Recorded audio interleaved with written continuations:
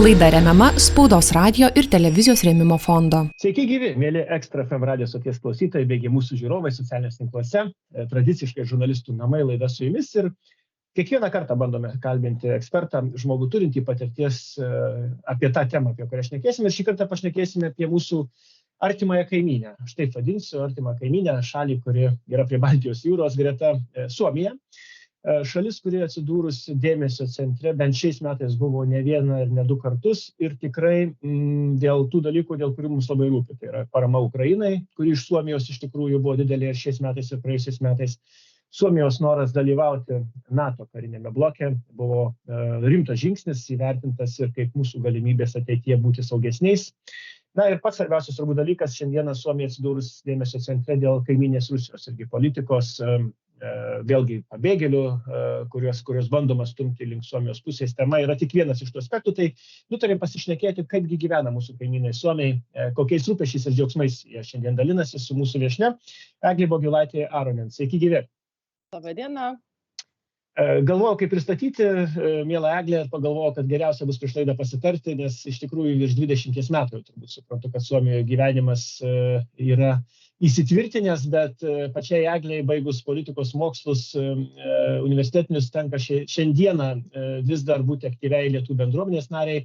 Beje, kadencija yra baigusi kaip pirmininkė, daugiau nekandidatuoja, kiek suprantu, bet mielą Eglę, aš pradėsiu galbūt nuo to esminio dalyko, kadangi jau politikos mokslai buvo priimti. Ar mes čia Lietuvoje, būdami iš tikrųjų jaučiam ir suprantam jūsų galvą iš naujienų portalų antraščių, tikiuosi sekat ir mūsų žiniasklaidą, ar mes čia suprantam, kuo gyvena šiandieninė Suomija, kokios yra politinės ir žmonių nuotaikos Suomijoje, nes prisipažinkim, suomiška pirtis vis dar šiandieną garsesnis reiškinys Lietuvoje yra nei Suomijos politika. Aš turiu minėti net įstojimas į NATO. Jisai mums aiškus dėl ko, bet turbūt pačioje Suomijoje buvo daug daugiau diskusijų. Kodėl reikia būti vis dėlto, žinant, kiek metų Suomija laikėsi partnerystės su NATO, o ne aktyvios narystės. Ir mes žinom tą praeitį. Tai gal pakomentuokit šitą dalį. Ar mes suprantam, kuo Suomija gyvena? Tai jeigu pakomentuoti tą įstojimą į NATO, tai labai lengva vienu sakiniu, kaip patys Suomiai dabar tą komunikuoja, kad po to, kai jie įstojo į NATO, Suomija nebėra, kaip jie pasakė, duobė tarp rytų ir vakarų. Toks pereinamas, toks kažkoks neaiškus, tokia pelkė, kur kas maždaug, trupučiuką čia su ta Rusija reikia dėrėtis ir klausytis, ir taip pat su vakarais, nes ir kadangi esam demokratinė valstybė ir visa kita, tai pagaliau jie dabar išsigrynino ir uždarė tą duobę savo ir nutiesė demokratijos pagrindus ir atsistojo tvirtai į vakarų pusę. Ir tai, sakau, toks naujas identitetas pačiai Suomijai po šito žingsnio. Ar Suomijoje tas identitetas, kadangi jis yra naujas, jis iš tikrųjų, turbūt, aš suprantu, užgimė ne kiek dėl pačių Suomių tokio pasirengimo noro, bet turbūt gyvenimas. Vis dėlto ir Suomijos gyvenimas privertė ir pirmiausia turbūt Rusijos agresyvi politika, kuri jeigu ir nebuvo siurprizas, tai nemalonus šokas tai tikrai buvo. Ir ne tik dėl Ukrainos, aš suprantu, grasinimai ir Suomija, ir Baltijos šalim nuolat skambantys buvo turbūt ta bjaurastis, kuri privertė tą duobę patiems ir užpilti, taip sakant, kaip jūs minėjote. Na taip, tų grasinimų visada būdavo. Aš netgi atsimenu, dar prieš stojant į NATO buvo susitikimas Putino su Suomijos prezidentu Niinistö prieš keletą metų. Tai Putinas labai aiškiai pasakė, jeigu jūs Suomija, jeigu jūs svarstote, dar iki Ukrainos karo, jeigu jūs čia svarstote įstojimą į NATO, tai jūs norite karo, taip, tokį klausimą, kaip metė Suomijos prezidentui. Ir tai akivaizdus buvo grasinimas. Bet kad Suomija priėmė žingsnį ir įstojo į NATO, tai reiškia, kad jau yra nebebijoma. Kas tikrai yra nauja. Nes visa Suomių politika daugelį metų, daugybę dešimtmečių buvo tokia, to neutraliteto, laviravimo tarp rytų ir vakarų, toj dėžėj, toj duobėj, taip ir į kažkurią pusę. Suomija iš tikrųjų kaip labai atsakinga, tokia pareiginga, nuoširdi tauta, jie tikėjo, jau aš dabar kalbu daugiskaita, tikėjo, kad su Rusija gali būti kažkokie dialogai, kad rusų tauta galbūt pasikeis, galbūt galima rasti sprendimų ir tas prezidentas Niinistö skambino netgi Putinui keletą kartų ir kai Navalnas buvo neleidžiamas išvykti gydytis, prezidentas Niinistö skambino Putinui, sako, leisk į Vokietiją. Kai prasidėjo karas Ukrainoje, Niinistö taip pat skambino Putinui.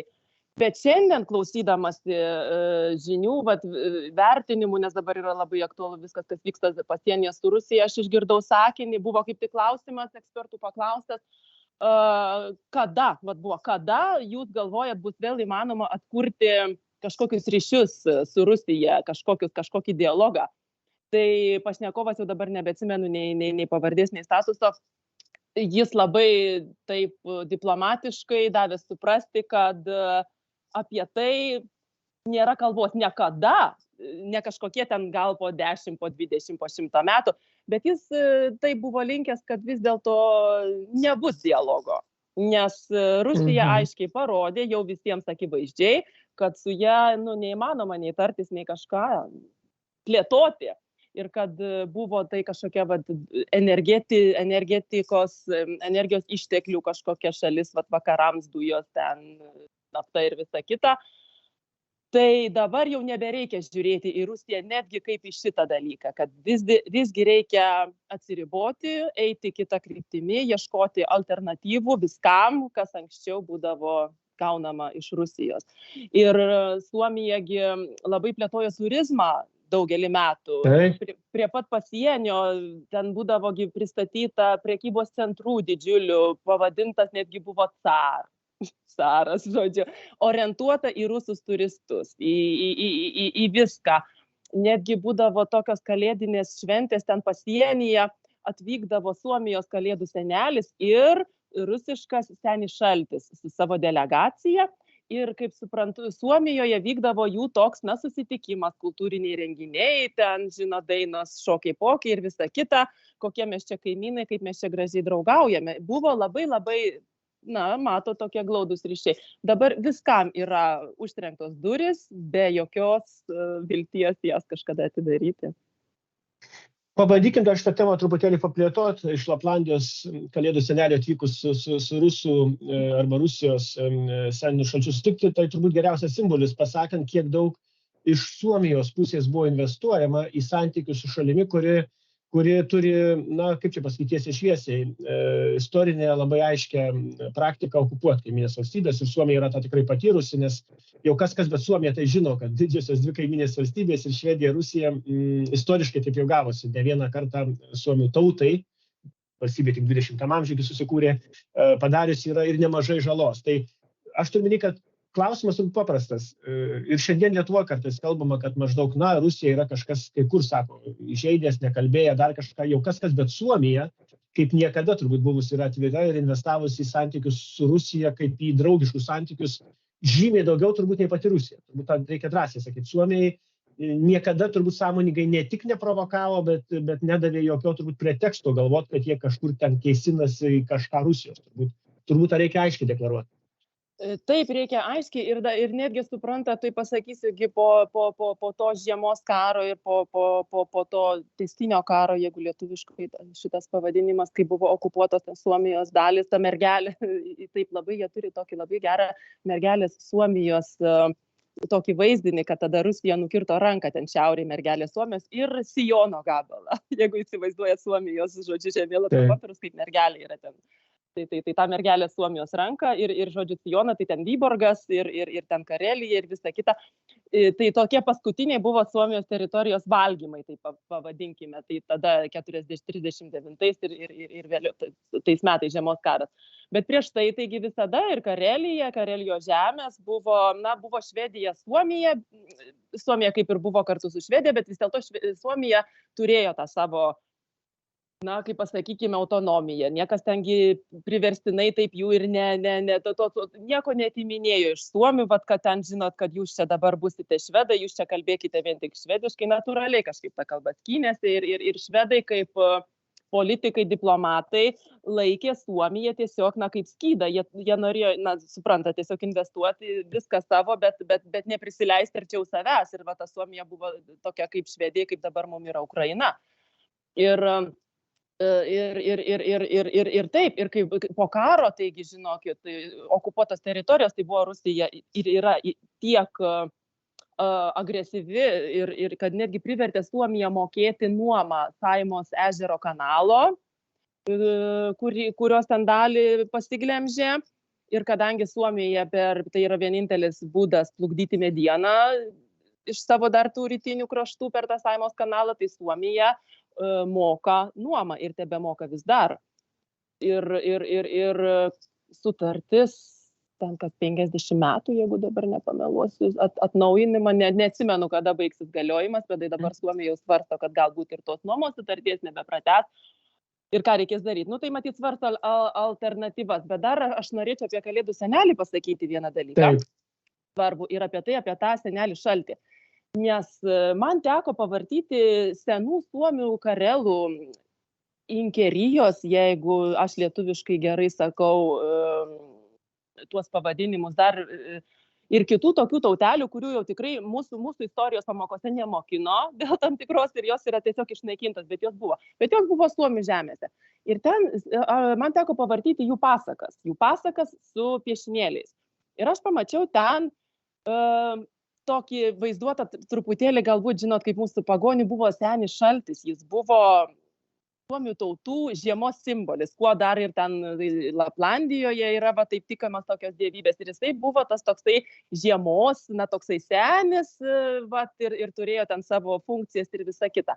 Taip pat rūbuose, ką mes matome snieguolės, ten tarkim su tom karūnėlėm, kurios ateidavo prie senio šalčio kartu kaip simbolis, aš irgi pamačiau tose pasakose suomių ir tuose piešiniuose išlikusiuose, būtent tų suomių tautų, tų karelų ir inkrų tautų paveldą, kostiumai, žodžiu, pasakos, mitologija. Ir tiesiog man susidėliojo, kad šitas senis šaltis yra ne kas kita, o pavogtas iš suomių tautų. Ir aprengtas ir padarytas kažkoks toks miksas, suprantat, kas yra irgi, mano akim žiūrit, labai neteisinga, bet čia tik mano nuomonė. Kitaip tariant, reikia atvirai pasakyti, kad Rusija net ir šiuo atveju, didžiuodamas savo senelių šalčiu, iš esmės, žodis pasiskolino būtų per švelnus, iš tikrųjų greičiausiai pavogė, kaip dažnai daroma.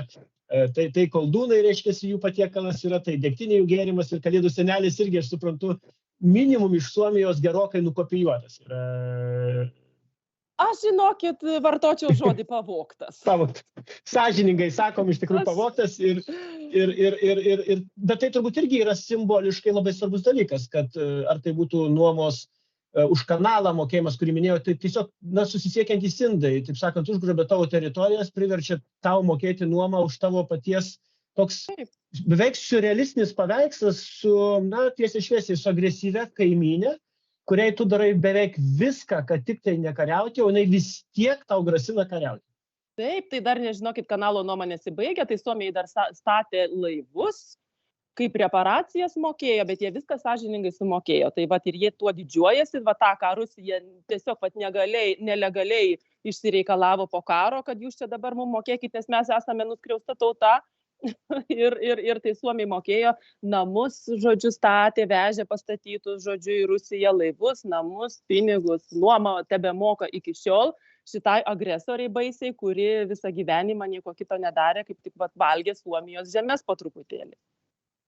Ir turbūt reikia irgi sąžininkai pasakyti, skirtingai nuo mūsų, Suomiai labiau aiškiai suvokė, kad nebuvo kažkokios Sovietų sąjungos, tai buvo sovietinė, gal taip vadinosi, vis dėlto tai buvo Rusija. Ar jinai sovietinė vadinosi, ar kitokia. Mes Lietuvoje vis dar kartais vadinam ten Sovietų sąjunga, Tarybų sąjunga buvo, bet turbūt reikia, įprasti, kaip ir Suomiai traktuoja, supranta, kad jokios nebuvo ten sąjungos, buvo Rusija, kuri pakeitė galbūt savo pavadinimą ir tai yra vis tiek kalba apie Rusiją, kaip valstybė buvo.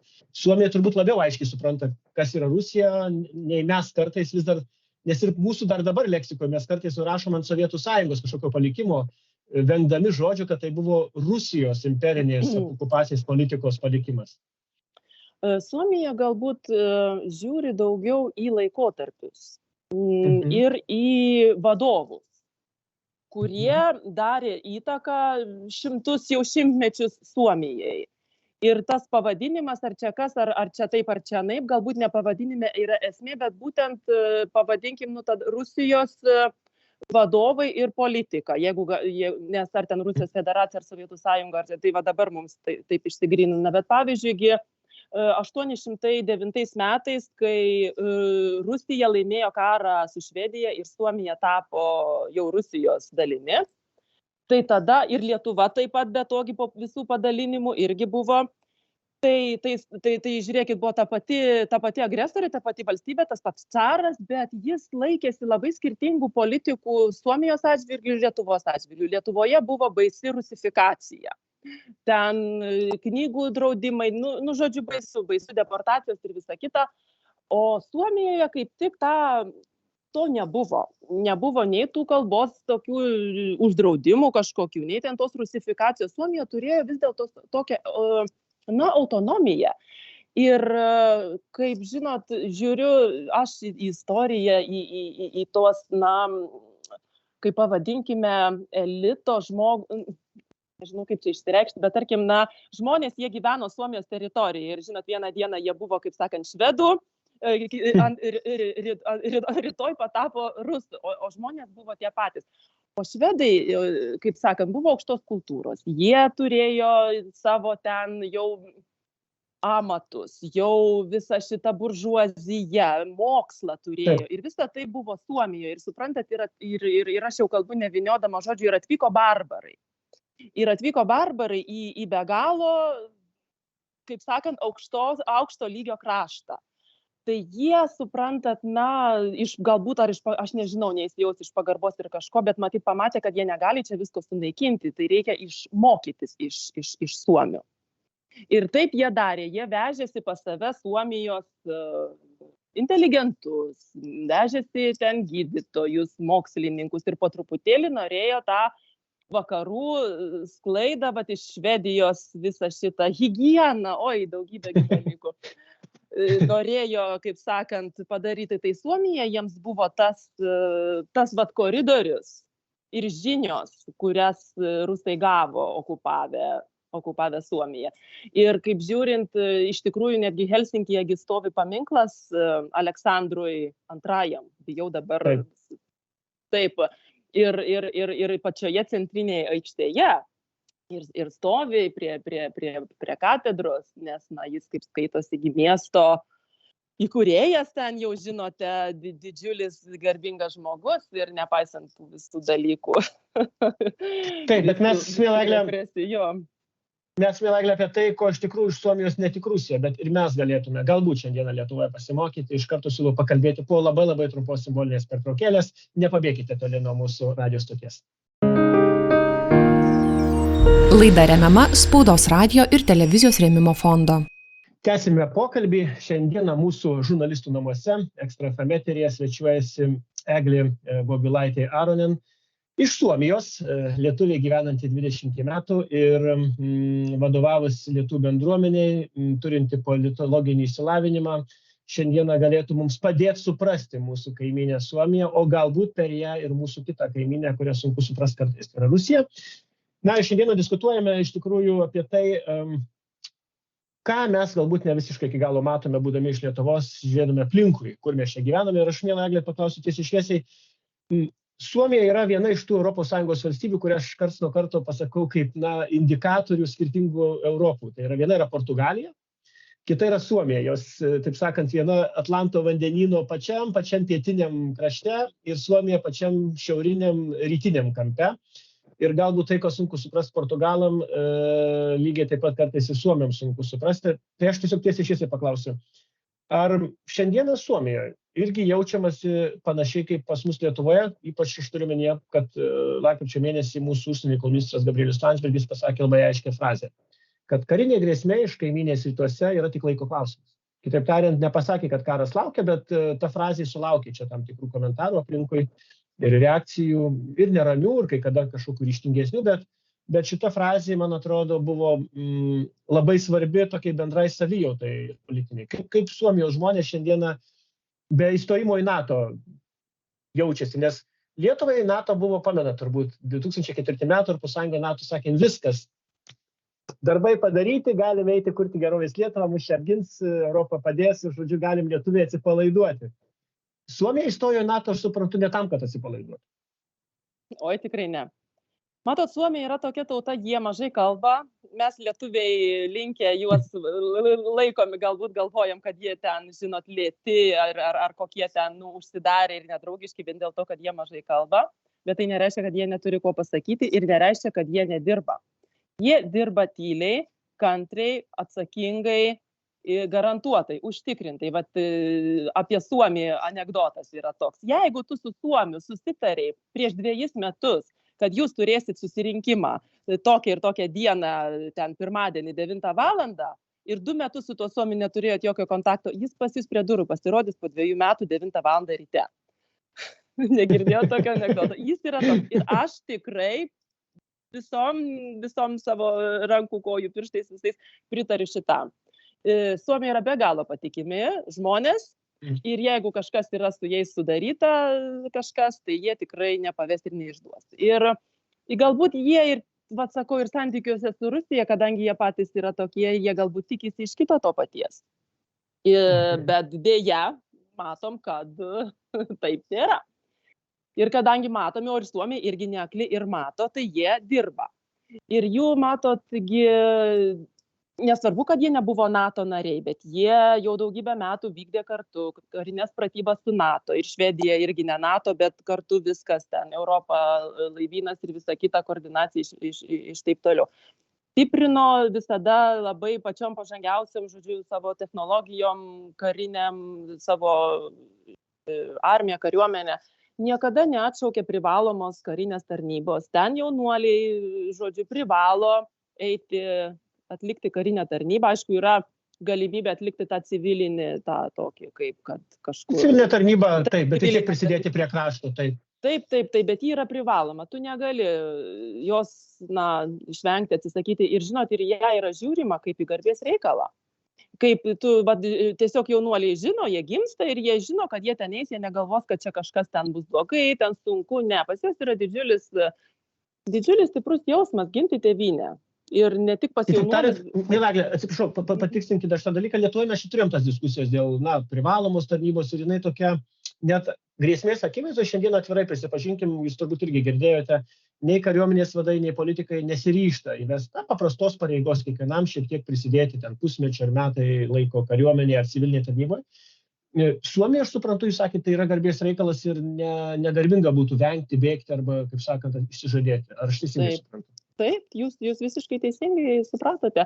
Ir nepaisant to, kad ta karinė tarnyba yra privaloma vaikinams, tai labai daug savanorių yra merginų, be galo daug ir didėja. Be to netgi yra įvairių savanoriškų kursų, tarkim, moterims, ten įvairaus amžiaus, jau tarkim, vyresnio amžiaus, tarkim, moterims, tokia grupė, tokio kaip čia išsireikšti,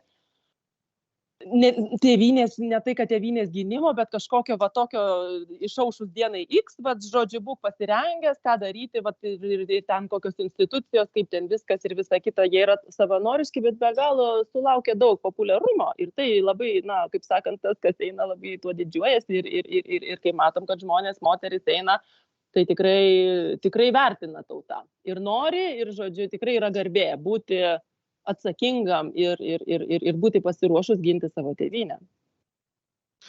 Ar turit paaiškinimą, kodėl taip yra? Nes aš prisipažinsiu, pats šią vasarą šėdamas Suomijoje bandžiau su kolega susėdęs vakare, birželio mėnesį ilgai šviesų diskutuoti, sėdėdami prie vandens. Juk esam labai praėję panašius istorinius etapus, panašius, aš turiu menyje, su kaimynė Rusija, nedaug džiaugsmo buvo tą 100-metį paskutinį. Esam nedidelės tautos, kurios buvo vienaip ar kitaip veikiamos, bet šiek tiek skiriamės, kaip minėjote, mes linkę daugiau pakalbėti ir šiandieną šiomis dienomis, kai mes su jumis kalbamės, jau lapkričio pabaiga, jūs girdėjote turbūt, kad Lietuvoje vis dar diskutuojama apie planus gynybinius, bet ne apie realius darbus. Kaip sakau, šiandieną mūsų Seimas diskutuoja, kiek keliam tiesti reikia milijonų pridėti, bet ne kasam kasti. Čia aš nenoriu labai šaržuoti apie tai, bet Suomija, aš suprantu... Aš nenoriu, matote, savo šitų komentarų palikti kaip jūsų jau vertinimo politinio kažkokio, žinot, komentaro po juo, tai Tai apie kelius ir apie Seimą ir apie kritiką ten Taip. opoziciją ir valdžią aš nenoriu nieko, kaip sakant, savo dadėti, aš noriu tiesiog nešališkai pasakyti apie Suomiją, kame yra reikalas. Matot, Suomija suprato per žiemos ir per tą tęstinį karą suprato, kad niekas į pagalbą jai neateis. Iš pradžių buvo galvojama, kad nacistinė Vokietija juk prisijungė ir kai pasiūlė, žodžiu, frontą, Suomija iš nevilties sudarė, žodžiu, sąjungą su kitu velniu. Ir dabar irgi taip žiūrima, kaip, taigi čia nacijai, čia buvo baisu, bet Suomija iš tos nevilties jau nebeturėjo, buvo jai taip blogai, kad netgi, kaip sakant, priėmė tą kito velnio, žodžiu, pagalbą ir pasiūlymą, kurie irgi, tarp kitko, sudegino po to visus Suomijos miestus ir visą kitą. Bet Suomijai suprato, kad jie pagalbos iš nieko nesulauks ateityje, jie turi patys viską pasidaryti. Ir tai antie kažkaip pas juos įaugo į pasąmonę ir šiandien yra be galo stiprus tas jausmas, supratimas, kad tau niekas nepadės. Tau niekas nepadės apginti tavo kiemą, tu pats turi jį, kaip sakant, tu pasiruošti, turi būti stiprus, turi žvalgybą, turi viską sekti, šunim apsistatyti tvorom. Bet jeigu jau dabar čia tokiais simboliais šnekam, nes pagalbos tu nesulauksi. Ar tai reiškia, kad tai yra tokiam ir šeimos, ir vaikų auklėjimo, turbūt lygmenyje, yra labai svarbu pasakyti, kad tu gali iš daug ko tikėtis, bet vis tiek turi savimi pats didžiąją dalim pasirūpinti. Toks suomiškas turbūt kelias, kad pats savo turi daugiau duoti, nei laukti, kol kažkas ateis padės. Taip. Ir ypatingai, aš norėčiau galbūt užvesti temą, gal ir nelabai tinka į moteris, nes moteris Suomijos kare be galo daug prisidėjo, netgi buvo toks jų pavadinimas Lota, po to buvo įsteigtas Lotos ordinas moterims ir jos nuveikė begalinį didžiulį darbą, buvo labai koordinuota tada žiemos karo metu ir iš to kažkaip tas moterų stiprumas ir suomių moterų vis dar šiandieninis stiprumas ir tas noras, kaip sakant, saugotis, gintis ir savo tas teises ir visa kita, jis yra be galo stiprus.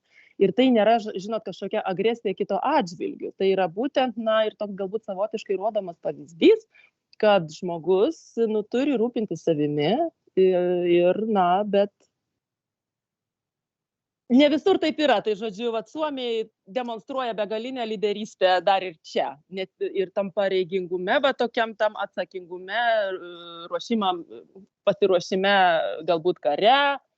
Žodžiu, tu turi būti stiprus pats iš savęs. Ir kaip pradžioj kalbėjom apie NATO, kad Suomija prie NATO neprisijungė tikėdamasi, tikrai žino to, kaip sakant, paskutinio lašelio, kad jūs čia ateisite mūsų ginti. Ne, Suomiai tą traktavo pagaliau savo identiteto išsigryninimą, kad jie nebegali laviruoti toje duobėje, kad jie eina į vakarus ir jie rems vakarus ir padės vakarams, nes Suomiai turi be galo daug, jau minėjau, ir technologijų, ir žinių, ir savo sukurtų ginklų, ir vien jau Nokia, suprantat, ką padarė Europai, Suomių sukurta Nokia. Tai begalinės technologijos. Nuo kaliošų iki 5G ryšių, taip sakant, visko buvę nuo 20 amžiaus iki 21 amžiaus, taip sakant. Ir apauti gali ir ryšį ištikrinti. Tai Suomija yra maža tauta, bet be galo svarbi.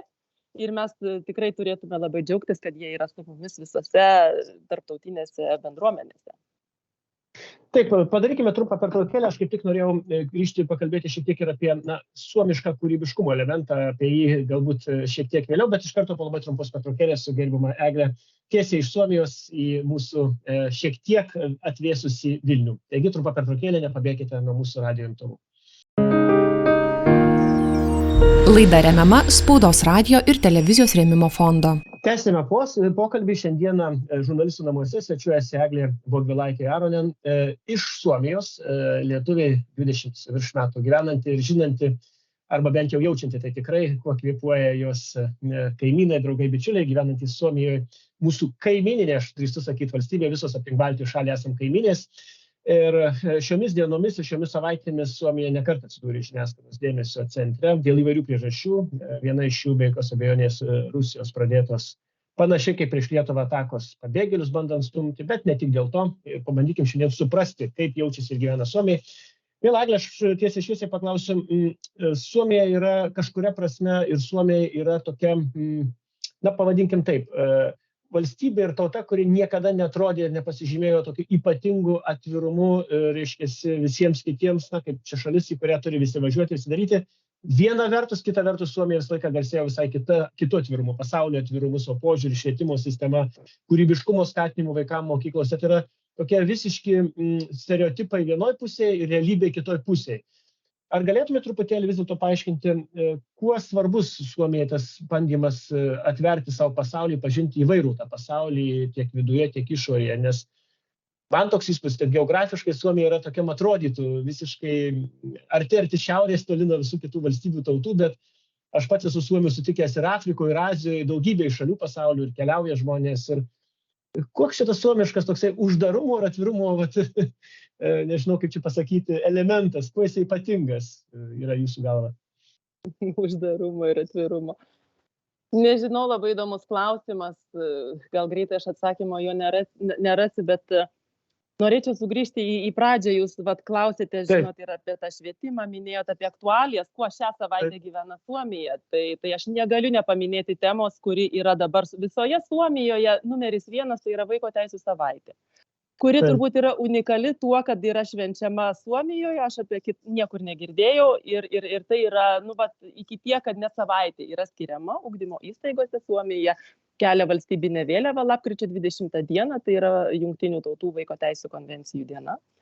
Ir ne taip jau ilgą laiką, gal 3 metus, man atrodo, dabar keliama ta vėliava ir švenčiama savaitė nuo tada, kai konvencija 30-metį minėjo, nuo tada kažkaip gavo atsispyrimą. Ir žinot, ir aš matydama visą šitą vaikų teisių reikalą, pradėjau galvoti, kodėl Lietuvoje teisės yra vaikų suprantamos visai kitaip ir aš išsigryninau, kad jos yra antiek suprantamos klaidingai ir ne tik Lietuvoje, bet dar galbūt ir kitose posovietinėse valstybėse, kad vaiko teisės labai supranta ribotai žmonės. Jie galvoja, kad vaiko teisė yra, kad vaikas pasako, žinot, mano teisė ten yra atsisakyti kažką daryti, mano teisė valgyti saldainius ir taip toliau. Ir dar naratyvas yra apie tas pareigas, kad vaikus reikia ten pareigų mokinti ir dar paskutinis naratyvas, kad vaiko teisė baigėsi, žinai, tavo teisė, mano teisė. Ir jie nesupranta esminio dalyko, ką nori pasakyti Suomiai savo žinutę. Žinote, vaiko teisės tikrai nesibaigia riba tarp jūsų ir mūsų čia ekrane. Jie nesibaigia, jeigu mes susėsime šalia ant sofos, čia mano teisės, ties mano sijonų, jūsų ties jūsų.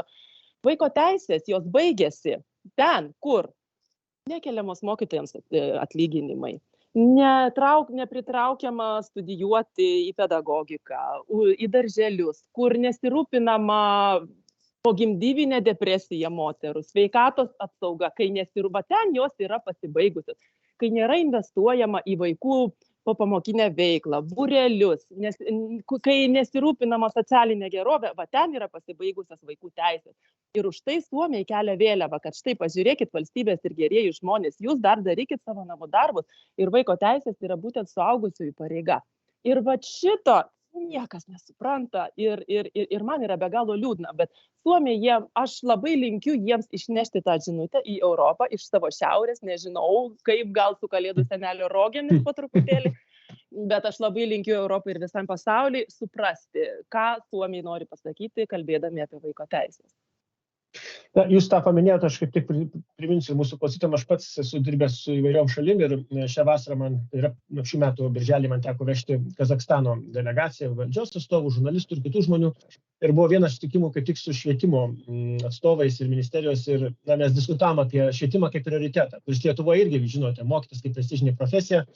Šiomis dienomis, kai mes su jumis kalbame, vėl grįžo Lietuvos mokytojai į savo protestus, kalbėdami apie savo atlyginimus, apie savo situaciją. Ir aš pamenu puikiausiai Suomijoje nekartą akcentuota, kaip jie supranta, kas yra tas švietimo prioritetas, tas mokytojo vaidmuo, mokytojo atsakomybės, bet tuo pačiu ir laisvės programos švietimo, ką įtraukti, ką daryti. Ir niekad neužmirščiau tokios diskusijos, kaip mokytojai gali su vaikais apie politikus kalbėti, apie politiką. Ir Suomijos kolegos sako, tai mes ir pasikviečiam politikus, ir vietos politikus, ir vaikai klausinėja ir daro. Na ir pamenu, čia vienas mano kolega lietuvis įpurto galvą, sako, pas mus čia nelabai, vaikam apie politiką mes galim paaiškinti, bet jau politikų tai kvies tikrai ne. Su vaikais geriau reikia apsaugoti to visko vaikus.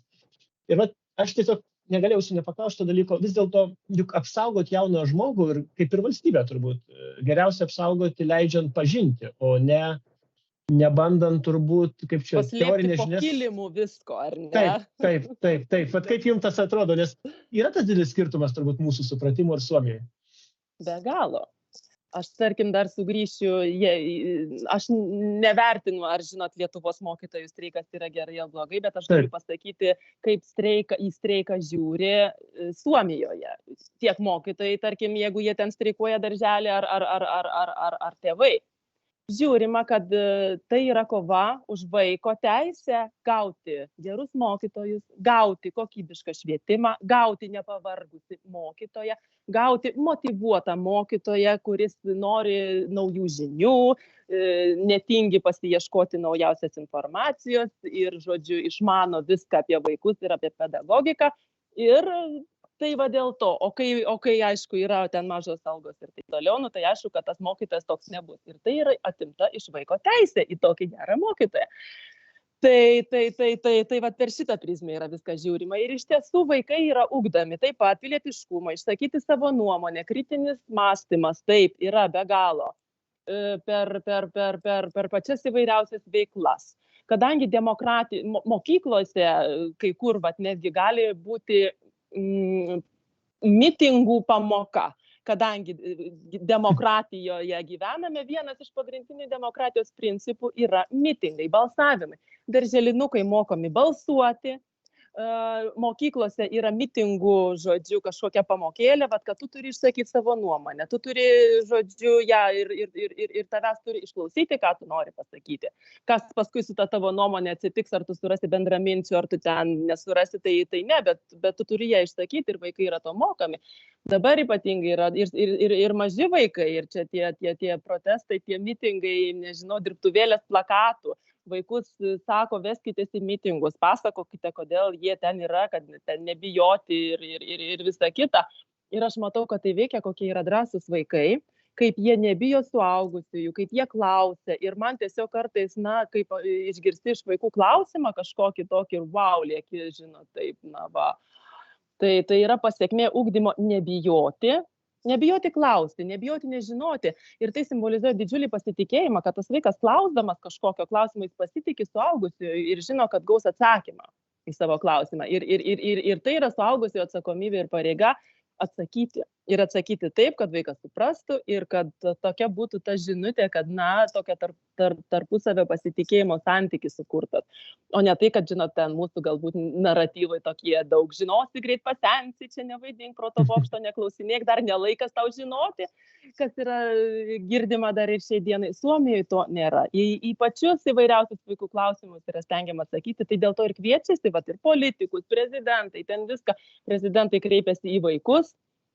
Ir vaikų lygmenių bando išaiškinti sudėtingus dalykus ir nes norima būtent, nes iš vaikųgi bus prezidentai, iš vaikų bus politikai, iš dabartinių vaikų mes tiesiog mokysimės, nežinau, dabartiniai vaikai kurs mums galbūt Marse gyvenimo, jau kūrė gyvenimą Marse sąlygas, augina pupas. Dabartiniai vaikai Marso dirvožemyje augina pupas, nes turbūt mato reikalą, kad žmonijai anksčiau ar vėliau teks Marse augintis maistą. Ir tą daro dabartiniai vaikai. Ir mes juos, nežinau, pasimokę iš Suomių ginti ir saugoti jų teisę.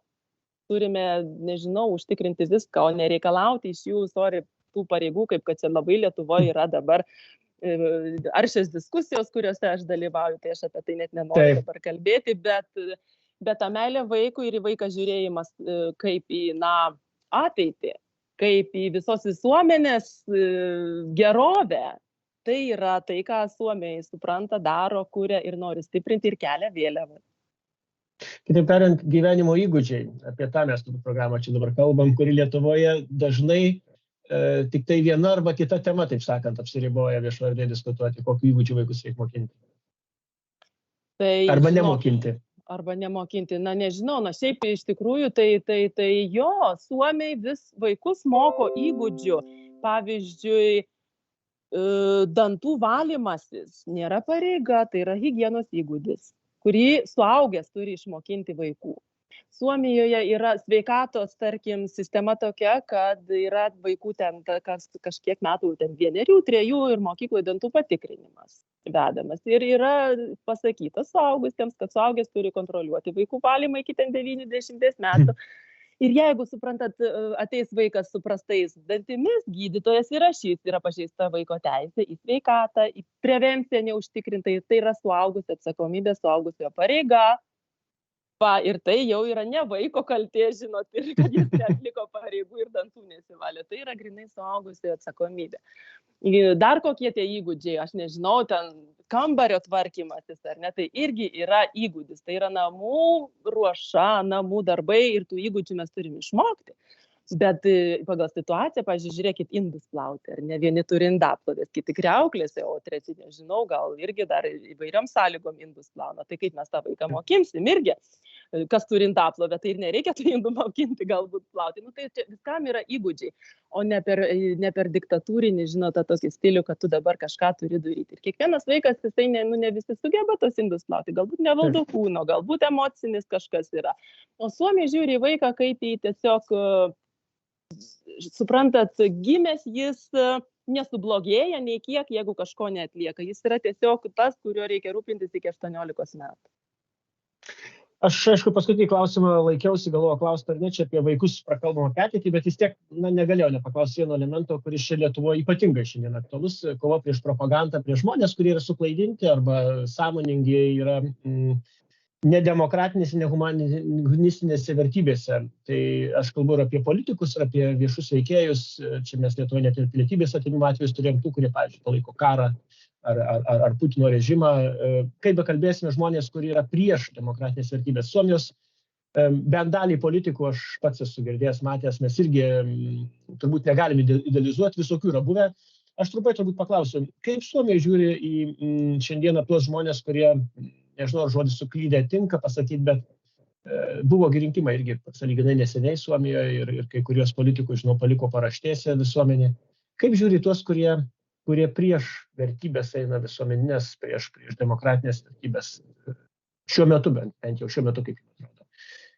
Atsirenka žmonės, kovoja su tuo labai, dar kažkaip, kuo skiriasi jie nuo mūsų lietuviško, taip sakant, požiūrio. Matot, aš nežinau, kas yra, apie kokias mes vertybės konkrečiai kalbam, galbūt galėtumėt šiek tiek patikslinti. Aš trumpai pasakysiu, žiūrėkit, mes Lietuvoje šiandieną turim iš tikrųjų svarbią temą dezinformacijos propagandos kova, tai yra tuos, kurie iš tikrųjų eina prieš demokratijos esmės vertybės, prieš tai, kad galima, pavyzdžiui, primesti kitiem religiją, primesti kažkokią politinę didelės valstybės valią. Tai yra tai, kas reiškia, kad kažkokie stiprūs ir galingi yra teisesni nei tie, kurie silpni. Aš čia nenoriu sakyti proputiniški, bet jūs turbūt greičiausiai įtarėt, jog aš klausiu apie tuos, kurie... Ja. Aš suprantu, tai taip, tai Suomiai turėjo, netgi dar praeitos kadencijos parlamente buvo tikrai jau dabar išsigryninusių tų, taip vadinkim, proputiniškų politikų. Ir partija netgi yra dar vis, bet jau jinai dabar nepateko į rinkimus. Ji atskilo nuo kitų žodžių, tai irgi ten visokie skilimai vyko, buvo tokie truputėlį išsigrinimai. Ir tas radikalus proputiniškas požiūris, jis yra, toks liko atskilęs, toks labai mažas gabalėlis, bet jie ten bando pavaizduoti, kad jie ten labai dideli. Tai ten yra akivaizdžiai kelionės į Rusiją, ten yra žmonės, kurie vienaip ar kitaip susijęs su Rusija, ten ar tai pilietybė, ar kalba, ar kažkas, ten galbūt verslas ar kažkas, tai labai akivaizdu. Ir kas labai akivaizdu, ką norėčiau atkreipti dėmesį, kad kai buvo rinkimai, tai ta proputiniška partija, kuri nepateko į Seimą, kurią Suomiai nurašė ir žodžiu nulinčiavo ir niekam jinai yra neįdomi, jinai vienintelė sakė pasididžiuodama, kad tai yra vienintelė partija, kuri pasisako prieš ten, žinot, LGBT, kuri ten prieš translyčius, prieš kažkokius ten mokyklos tą švietimą neutraliai lyčiai, žodžiu, visus tos stereotipus, kuriuos Lietuvoje mes irgi girdime, ką maršistai, pavadinsiu taip, propaguoja. Tas visas žmogaus teisės, pamintas žmogaus teisės. Tai čia Suomijoje labai atvirai demonstruojanti partija buvo nurašyta į paraštes. Ir Suomiai labai aiškiai pasakė, kad tikrai čia tokių dalykų Suomijoje nebus. Bet kas dar Suomijoje liko su dabartinė vyriausybę naują atėjusią, tai rasizmas. Ir buvo ir tebėra didelė bėda, nes pateko tokia, žodžiu, viena iš laimėjusių partijų ir dabar turi postų ministrų. Tai populistinė, kuri anksčiau irgi labai buvo kaltinama, kad turi sąsajų su Rusija, dar iki karo, dar anksčiau platino tos proputiniškus naratyvus, būtent neapykantą atvykėliams, kitom religijom, kitom viską. Jie ten sakydavo, žinote, Suomija suomiams, tai va tokie rasistiniai, bet jie pateko ir jie gavo balsų daugiau galbūt iš regionų, iš tokių vyresnių žmonių, kurie jau, gal nelabai apie tas teisės, ką nebesigilina, gal taip pasakykime. Ir buvo mitingai, buvo protestai čia rudenį ir išaiškėjo labai baisių dalykų, kad vat, ir dabartinė tos partijos lyderė prieš keletą metų baisiais rasistiniais pasisakymais viešai buvo išlindus. Jinai ten vadino musulmonų, nenoriu gal kartot, gal iškirpsite. Kartot nereikia, bet negražiai. Jo, labai negražių rasistinių ir visa Suomija buvo šokiruota, kodėl ji dar neatsistatydina. Bet ji dar neatsistatydino. Aš kažkada galvojau, gal iki kalėdų jau grius šitą Suomijos vyriausybę, aš dar turiu vilties, bet žinote, vyriausybių griuvimai, ypatingai dabar, kai yra pasienyje, kas vyksta Suomijos pasienyje, tai jeigu dabar vyktų tą griuvimą, tai jau tikrai ne, tai nes dar didesnis nestabilumas. Bet Suomija, jiems gėda. Iš tikrųjų, Suomija sako, mums gėda, kad mūsų ministrė kalba šitaip, kad kalbėjo šitaip, kad šitaip įžeidinėja kitos religijos žmonės, kad šitaip, demonstruoja neapykantą kitiems, kas neturi baltos odos, gal taip pasakykim. Ir suomiams kaip tautai, jiems yra dėl to labai gėda ir kad, jų prestižas, jų įvaizdis, kaip būtent ta tokia valstybė, kuri, ten, žinot, iš šiaurės šviečia su viskuom, dabar, iš tribūnos parlamento šneka tokius dalykus. Tai Suomija yra gėda. Bet aš tikiu, kad jie susitvarkys su šito reikalu ir iš klaidų pasimokys, nes o kas belieka.